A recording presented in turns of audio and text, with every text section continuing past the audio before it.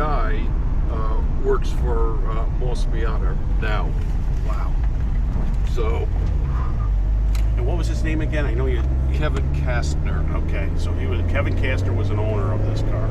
Correct. He's the owner that I bought it from. Interesting. Okay. And I think the middle guy was Alvarado. I found his name in the paperwork. He was the 1-year owner.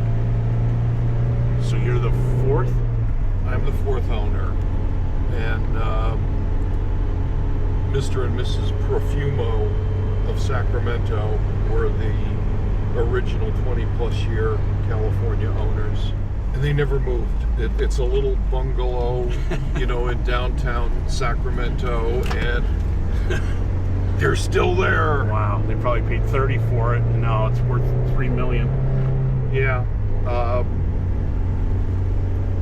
Green Valley was an old school dealership, and this car sat in the on the turntable in the showroom. Wow. Which is where Mrs. Profumo found it, and she fell in love no doubt. and drove it for 20 years.